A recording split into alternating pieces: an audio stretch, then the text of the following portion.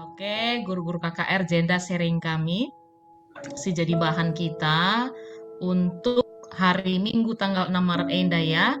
Jadi bahan Alkitab tadi sudah kita baca sama-sama, kitab Kejadian 2 ayat 10 sampai 14, Ras sebagai P bacaan remaja, Mazmur 23 ayat 2 sampai 3. Kita mau lihat informasi dulu buat Nina ya, bahwa kita di Runggun Pontianak semenjak kita pandemi Zoom meeting, kita hanya bagi 2 kelas ya, tapi biasanya kalau kita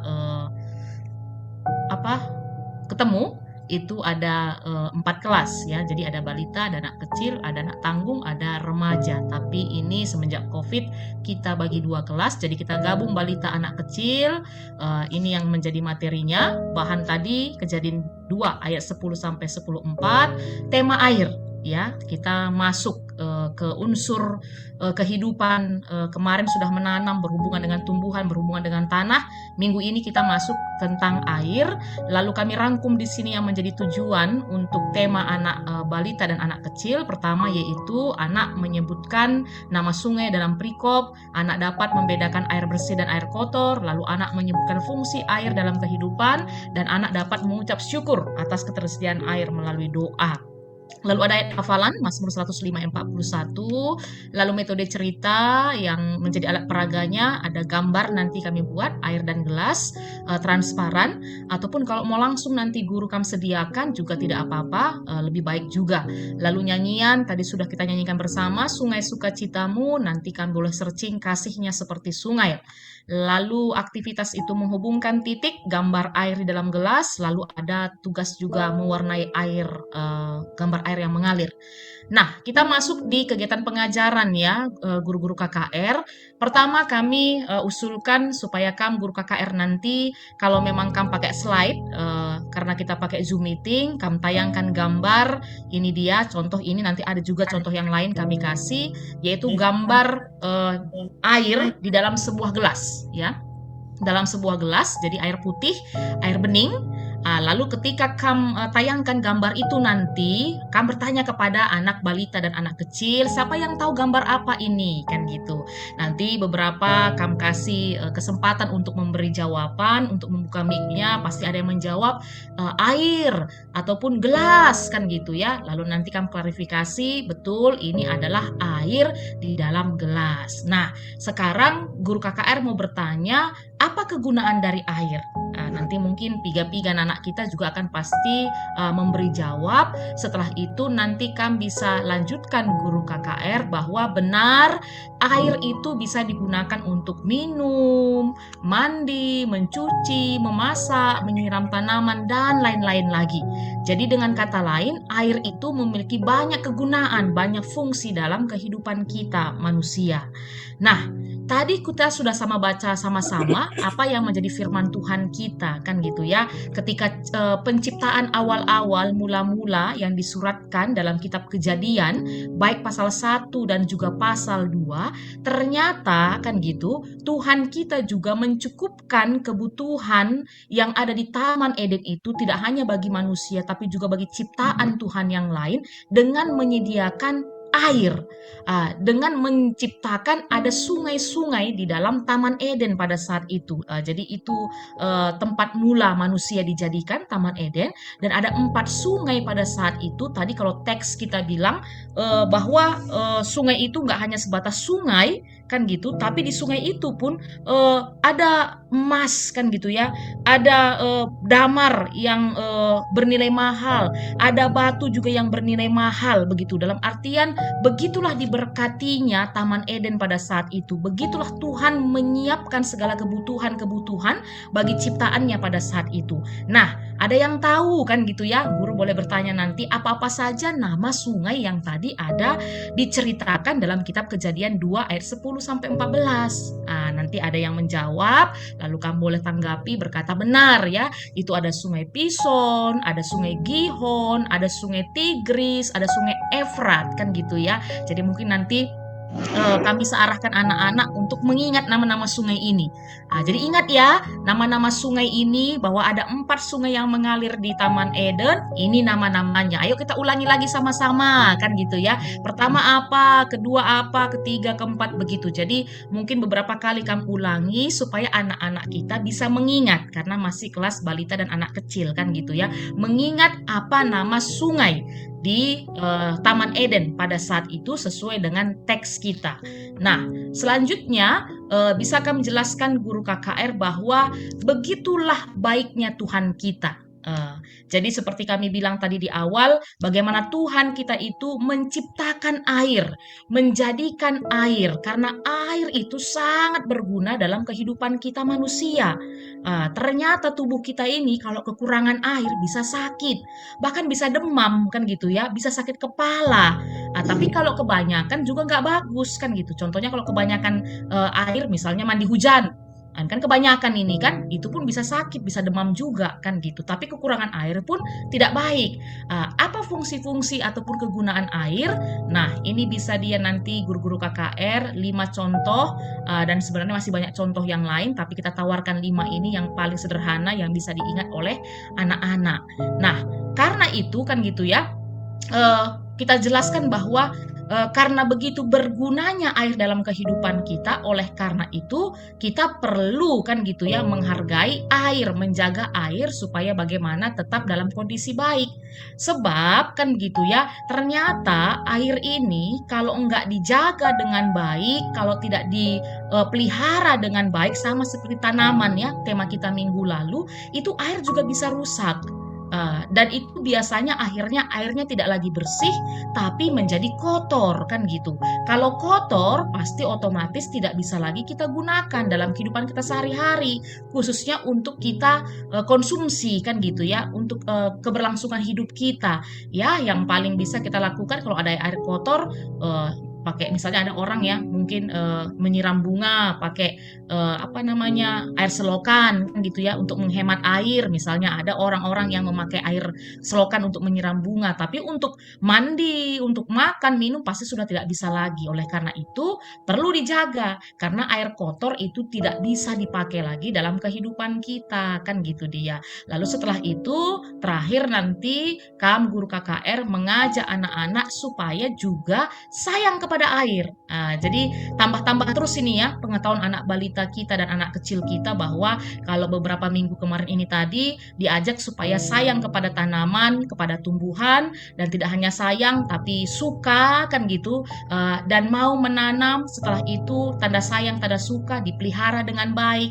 Nah, air juga demikian. Dan bagaimana caranya dan buktinya kita sayang kepada air, kita sampaikan kepada anak-anak kita bahwa kita harus hemat dalam penggunaan air. Jadi jangan dibuang-buang sembarangan. Misalnya kalau di luar ada keran, kan gitu ya, kita misalnya mau siram bunga, secukupnya, jangan sembarangan disemprot sana kemari gara-gara banyak air di rumah kita jadi kita sembarangan, kan gitu. Jangan, itu artinya kita tidak sayang kepada air, nanti persediaan air bisa habis, kan gitu ya.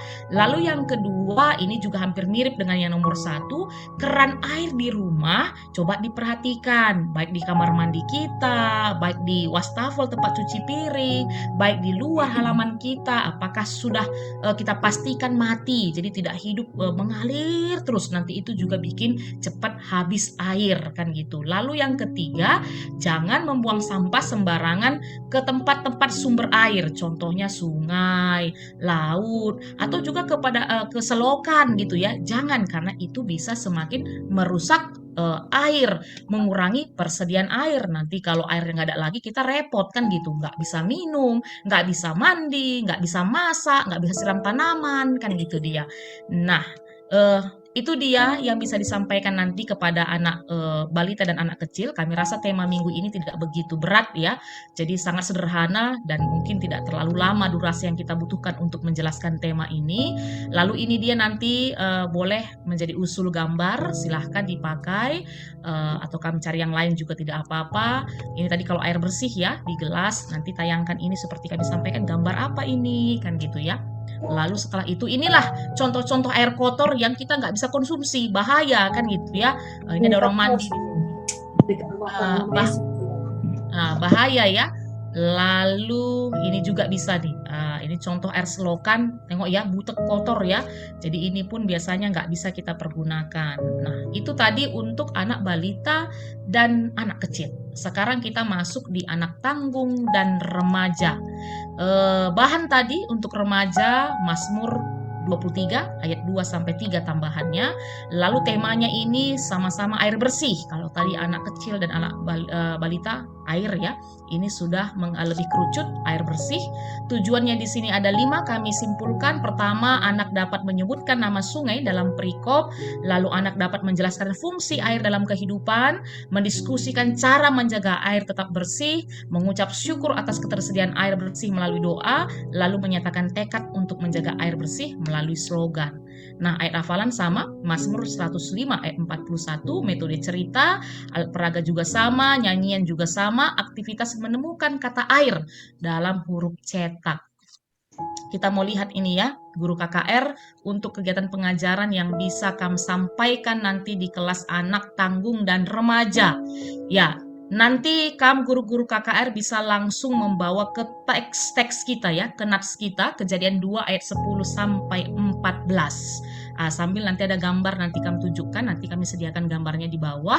Lalu kami mengatakan bahwa sebutkan apa-apa saja nama sungai yang tadi ada dalam nats kita yang diceritakan ada di Taman Eden. Nanti menjawab ini ya, ada 4 kan gitu seperti kami sampaikan tadi. Silahkan anak remaja dan anak tanggung kami ajak untuk mengingat dan menghafalnya. Kadang-kadang kan ini muncul di soal-soal cerdas tangkas Alkitab kan gitu ya. Terkadang sepele kan gitu ya, sepele kita atau masa bodoh kita akhirnya ketika ditanyakan ini lupa atau nggak ingat sama sekali kan gitu. Jadi coba diingat ya apa saja itu Sungai Pison, Gihon, Tigris, Efrat kan gitu. Nah, seperti anak kecil dan balita tadi kita tegas kepada anak remaja dan anak tanggung bahwa keberadaan sungai-sungai itu bukan hanya sebatas kebetulan saja, tapi itu juga mengatakan kebaikan Tuhan, kuasa Tuhan, kepedulian Tuhan akan ciptaannya. Baik kepada manusia, kepada hewan-hewan, kepada tumbuh-tumbuhan yang kehidupannya tidak bisa terlepas pisah dengan air, kan gitu dia. Jadi kita mengatakan bahwa begitulah baiknya Tuhan kita, kan gitu. Atas kita umat manusia dan ciptaan Tuhan yang lainnya sehingga ada sungai yang mengalir pada saat itu di tengah-tengah Taman Eden. Dan sama seperti kelas sebelumnya, kita ceritakan, kita sampaikan bahwa air merupakan salah satu sumber daya alam yang memiliki fungsi sangat penting dalam kehidupan kita. Contohnya ini. Ini udah tambah ya. Tadi kalau anak balita dan anak kecil masih sampai nomor 5, tapi ini sudah sampai nomor 9 kalau di kelas anak tanggung dan remaja. Bahkan sebenarnya lebih banyak lagi air ya. Sebagai tenaga pembangkit listrik pun bisa kan gitu ya. Banyak lagi kalau kegunaan air sebenarnya dalam kehidupan kita. Lanjut. Setelah itu bisa kami tambahkan nanti guru-guru KKR untuk mengkaitkan tema kita dengan bacaan dari Mazmur 23 ayat 2 sampai 3 sebagai bacaan remaja. Kita tegaskan kepada anak-anak remaja dan anak tanggung bahwa air itu sangat penting dalam kehidupan kita. Atau dengan kata lain sebenarnya air itu adalah kebutuhan primer, kebutuhan utama dalam kehidupan kita. Tadi di penjelasan kita untuk pelayan dijelaskan bahwa 60-70% tubuh kita ini terdiri dari air. Ya, bayangkan persentase dalam tubuh kita ini jauh lebih besar air ketimbang yang lainnya.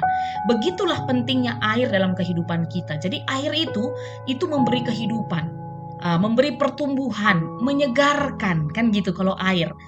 Kenapa selesai kita minum kita terasa segar, lalu selesai kita mandi terasa segar? Jawabannya adalah karena air gitu ya. Jawabannya adalah air, karena air itu memang memberikan kesegaran dalam kehidupan kita. Nah, dalam hal ini Daud dalam Mazmurnya di Mazmur 23 ayat 2 sampai 3 yang merupakan ini nyanyian pujian yang disampaikannya atas kebaikan Tuhan juga menyamakan kan gitu ya, menyamakan bagaimana kebaikan Tuhan itu, pertolongan Tuhan itu sama seperti Tuhan membimbing dia, membawa dia ke air yang tenang. Begitulah yang dirasakan oleh seorang Daud pemazmur dalam hal ini tentang bagaimana pemeliharaan Tuhan dalam kehidupannya. kepada setiap anak-anaknya yang mau percaya dan berserah kepadanya. Tuhan itu menyediakan segala kebutuhan anak-anaknya ya. Jadi kalau kita lihat dalam kitab Yohanes, Yesus berkata bahwa akulah air kehidupan, kan begitu, bahwa memang di dalam Tuhan itu ada kehidupan, di dalam Tuhan itu ada pertumbuhan, di dalam Tuhan itu ada kesegaran. Oleh karena itu pemazmur mengajak supaya bagaimana kehidupan kita senantiasa mengandalkan Tuhan dalam kehidupan kita, sebab pertolongannya, pemeliharaannya itu ibarat seperti air yang tenang yang mengalir dalam kehidupan kita. Nah, tambah dari itu guru-guru KKR, dalam teks kita ini nanti, bahkan bukan hanya dalam pertemuan kita kali ini ya, tapi setiap pertemuan ketika kita membahas tentang lingkungan, tentang tema kita kreatif merawat lingkungan hidup, harapan kami ini terus kita ingatkan kepada anak-anak KKR kita bahwa Tuhan sudah memberikan mandat kepada kita manusia, dan itu tertulis dalam kitab Kejadian 1 ayat 28, bahwa manusia itu dijadikannya sebagai mitranya ya, mitranya. Makanya kenapa kita dijadikan Tuhan serupa dan segambar dengan Dia, ataupun dalam bahasanya itu imago Dei, kan gitu ya.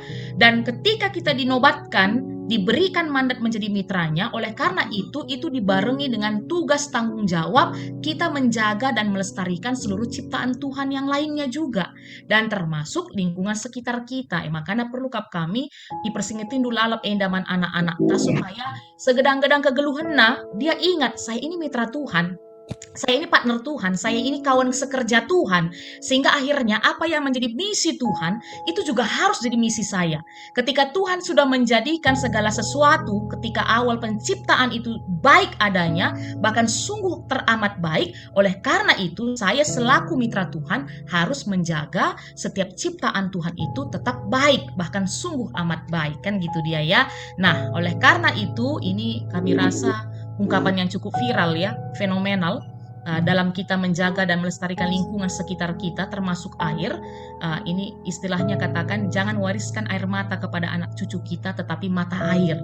Ya, ini harus jadi peringat-ingatan manfaat Krinana, baik anak KKR, baik kita orang dewasa juga orang tua, bahwa dengan kita menjaga lingkungan sekitar kita ini nggak hanya sebatas kegunaannya untuk kita, tapi untuk masa depan kehidupan ini, untuk anak cucu kita. Jadi kalau kita jaga dari sekarang, pasti baik adanya sampai depan. Tapi kalau kita tidak jaga dari sekarang, pasti nanti yang di depan juga akan mengalami hal-hal yang tidak baik, bencana alam lah, banjir lah, kalau kita lihat zaman sekarang ini ya. Oleh karena itu tekankan bahwa mari dengan kita merawat lingkungan kita, berarti kita mewariskan mata air, bukan air mata kepada anak cucu kita. Nah, ini aplikasinya guru KKR untuk anak tanggung dan remaja. Cara apa yang harus kita lakukan untuk kita bisa tetap menjaga kelestarian air dalam kehidupan kita, kan gitu. Jadi ini beberapa langkah, sebenarnya banyak lagi yang bisa kita lakukan, tapi paling sederhana ini yang bisa kita lakukan, terkhususnya anak tanggung dan remaja dalam kehidupannya. Pertama itu menjaga lingkungan ya. Menjaga lingkungan ini lebih banyak lagi sebenarnya, dan bisa kita kerucutkan dari poin 2 sampai 6. Contohnya itu mengurangi penggunaan air. Ya, jadi kalau mandi secukupnya lah. Kadang-kadang kan kita gara-gara banyak air di rumah, gebur kan gitu. Kalau mandi kan lanai syukuri apa dampaknya nanti, kan gitu. Akhirnya beberapa daerah kita lihat sekarang banyak yang kekeringan, kan gitu. Sebenarnya ini kan satu ekosistem, sambung menyambung sebenarnya. Ketika kita di sini melakukan pemborosan, pasti yang ada teman kita di sana akan mengalami kerugian, kan gitu. Apalagi sebenarnya kalau Pontianak ini udah masuk musim kemarau, nanti nggak hujan-hujan, daerah Kak Rumila udah harus nampung air, udah beli air ya Kak ya? Udah pendeta, ini 2 hari ini kalau nggak hujan aku beli air lagi lah. Nah, kan itu yang terjadi kan. Nah, itu yang terjadi di Pontianak seperti itu kan, bahwa ada beberapa kita daerah seperti daerah Kak Rumila, kalau sudah beberapa hari tidak hujan, akhirnya begitu, solusi apa? Beli air, kan gitu. Jadi kan siapa yang bikin keadaan seperti ini? Ya kita juga manusia. Memang kuah hati bagi Mia. Kita nanti yang enaknya, lalu teman kita gara-gara penglaku kita terima tidak enaknya. Oleh karena itu kita saling menghargai, kan gitu. Kalaupun kita dipenuhi dengan air yang berkelimpahan, pergunakanlah dengan sebaik-baiknya. Lalu yang ketiga, membuang sampah pada tempatnya. Supaya apa? Tidak terjadi pencemaran di air. Contohnya di sungai, contohnya juga di laut. Banyak sekarang akhirnya kalau zaman dulu mungkin ya, kamu orang-orang tua kami, bas piga-piga kuta-kutata, dulu masih pede ngambil air sungai kan gitu, untuk kita konsumsi, untuk jadi air masak. Sekarang apa yang terjadi kita lihat, air di rumah saja nggak pede kita gunakan jadi air masak. Jadi oleh karena itu, ya mari anak KKR kita ajak jangan membuang sampah jangan membuang sampah sembarangan, tapi pada tempatnya lah kan gitu. Ulah kari idahna sungai bagian belang bernina. Idahna kari sungai Kapuasah luasnya besar, paling besar di Indonesia ini. Bekina saja kari sampah. Nah, ya hati-hati kan gitu, dampaknya juga sangat tidak baik. Baru meminimalisir penggunaan bahan kimia. Ya, ini sekarang kuakap kita manusia tidak pernah nggak bisa lepas lagi dari ini ya. Tapi ya marilah belajarlah kita ya, apa yang bisa kita kurangi, bahan-bahan kimia yang kita pakai ya kita kurangi. Ulah gagara menjile ke karya teta kai pe situkuri. Karena sampah-sampah dari tempat-tempat itu aja kan itu juga bahaya kan. Kadang-kadang contohnya lah bedak kita lah minta ya, bedak kita mela keri kari biasana. Lakeri itu kan dah kimia juga sebenarnya kan, lalu kita buang. Ya, dan itu bisa merusak tanah, merusak tanaman, bahkan air kan ketika ditimbun. Jadi eh, tahun ini diajak kita juga untuk mempertimbangkan hal ini kan, meminimalisir penggunaan bahan kimia, lalu lanjutannya membuang bahan kimia dengan benar, lalu mendaur ulang barang bekas. Jadi kami kalau anak remaja masih bisa kayaknya diajak kreativitas, apa yang barang-barang bekas yang kami miliki masih bisa didaur ulang. Daur ulang lah kan gitu ya, belajar lah. Sekarang ada banyak tutorial di YouTube kan gitu. Misalnya ada kertas-kertas kita yang udah gak kepake, buku-buku lama udah gak kepake. Kayaknya anak remaja, anak tanggung ini masih banyak peluangnya kan gitu, masih banyak peluang untuk menjadi manusia-manusia kreatif ketika bicara tentang mendaur ulang barang bekas. Ayo anak KKR, anak remaja, anak tanggung, kalau betul-betul cinta kepada kehidupan, cinta kepada air, coba belajar kan gitu ya. Coba mungkin nanti kami bisa kasih tantangan ya, tantangan guru KKR. Kami rasa ini jadi tantangan nanti. Coba buat kreativitas kamu mendaur ulang barang-barang bekas di tempatmu. Gitu dia. Dan tunjukkan, kalau bisa kamu kasih hadiahnya, kasih rewardnya untuk anak-anak kita supaya mereka tertantang gitu maksud kami. Mana tahu nanti mereka bikin kotak pensil kan dari kaleng susunya misalnya, itu kan bisa kan, contohnya, atau apapun nanti suruh dia kreatif. Kami rasa ini nanti siapapun kami di kelas remaja, coba kasih tantangan kepada anak remaja kita dalam hal ini. Jadi endak wakap ya, si Banci jadi penjelasan tambahan selain yang ada di buku pedoman kita tentang materi kita di tanggal 6 Maret Enda. Jadi selamat melayani, Man Bandu Krina, guru-guru KKR kami terkhusus yang bertugas nanti di kelas anak balita, anak kecil, dan juga anak tanggung dan remaja. Tuhan masu-masu, bujur.